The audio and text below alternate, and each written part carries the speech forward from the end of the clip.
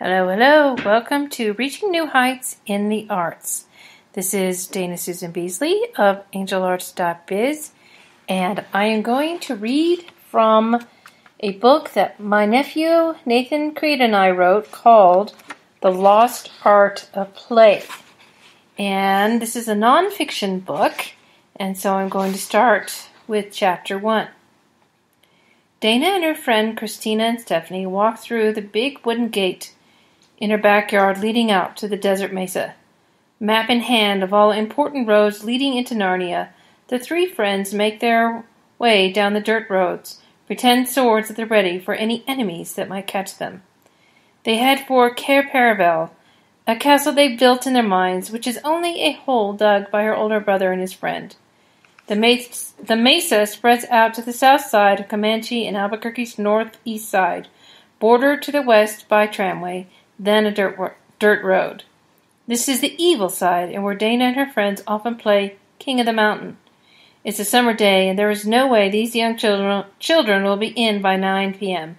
They are too busy slaying monsters and playing Narnia. They have no props, no costumes, only their imaginations inspired by Dana's third-grade teacher reading aloud The Lion, the Witch, and the Wardrobe by C.S. Lewis. This was played back in the 1970s when children had no video games and no cell phones. Role-playing was just a normal, average, everyday happening. It's a description of me, Dana, as a child playing to my heart's content. You couldn't get me in before 9 p.m. on a summer night.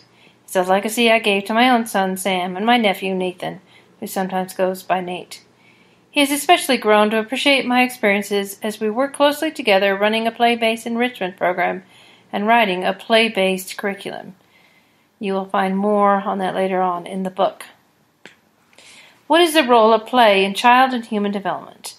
When was the last time you played? And when I, Nathen, mean play, I mean really dove into the spirit and fun of it, and fun of a game, and allowed yourself to enjoy yourself and maybe even to be silly or a bit strange for a short period of time. The act of play is extremely foundational for a child's development, and for that matter, the same can be said for those of us who are no longer children. We are all called every day by our inner child to allow our senses to create our own realities.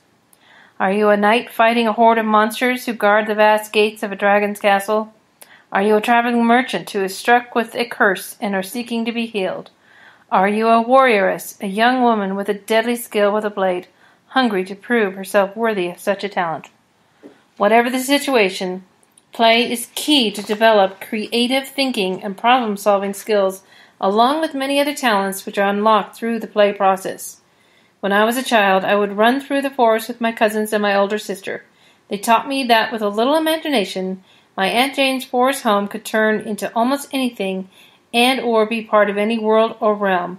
That's what I, Dana, taught them to do based on my own experience. Ever since I was young, I've always had a gift to tell stories of fantasy and magic. I've always been drawn to the elements of fictional themes. To this day, I found myself led into the passion of the poet's pen.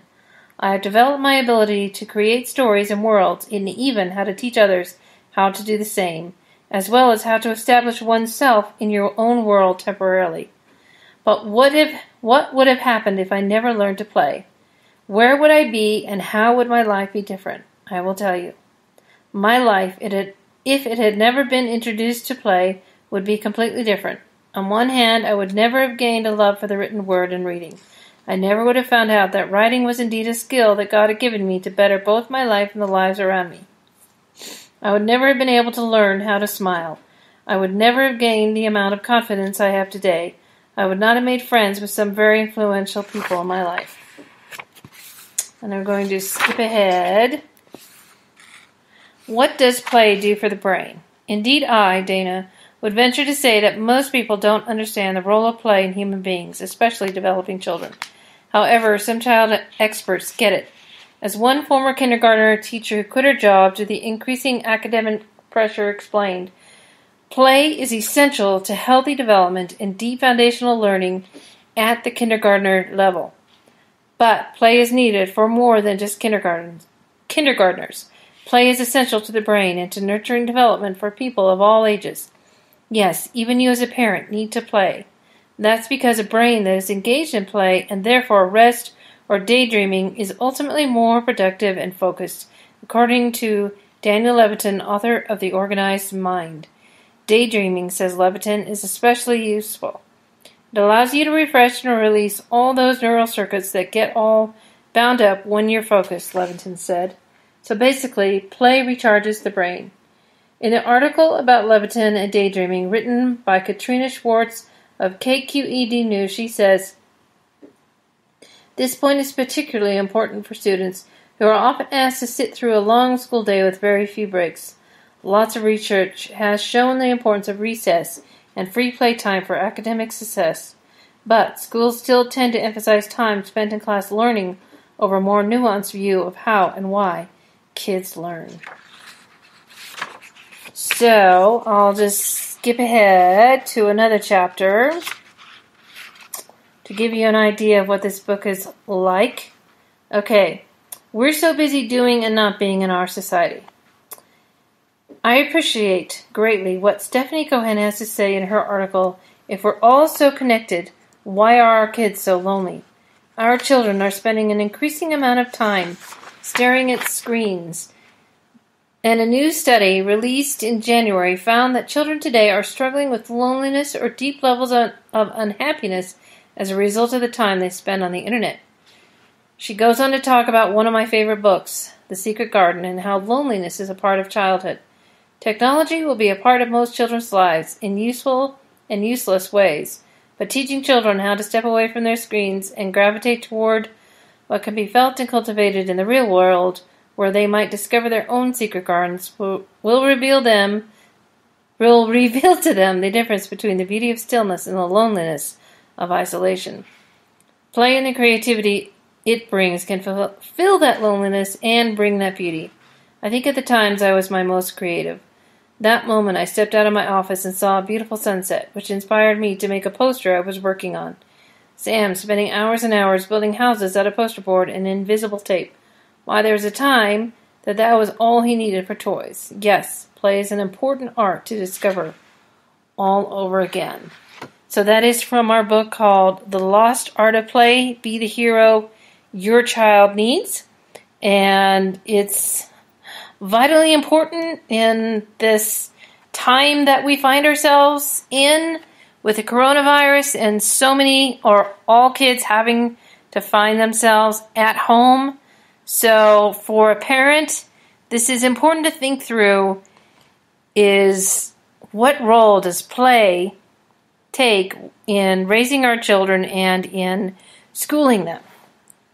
So if you're interested in the book, you can find that on our website, angelarts.biz/shop, and I will be announcing soon a special sale I'm going to have. In fact, I'm going to have that free all week from March 23rd until that Friday, which I believe is the 27th. It's going to be free on Amazon. The Kindle version is going to be free because I want to help the parents out there who find themselves in this strange time and wondering what to do. So I hope that helps. Again, the Kindle version is going to be free from March 23rd until the 27th. It's on Amazon, and you can find it there. So I just want to make sure that I got those dates right as I draw out my calendar. But play is vitally important, and play is going to also help your children's anxiety if they're experiencing that. I know that my son is. So again, this book, The Lost Art of Play, is going to be free March 21st to the 27th. All right, well, thanks for listening, and be sure to tune in next Saturday to Reaching New Heights in the Arts, where I read the works that my Angel Arts team members and Blooming Originals Guild has done. Okay, this is Susan Beasley. May we reach new heights in our lives and beyond.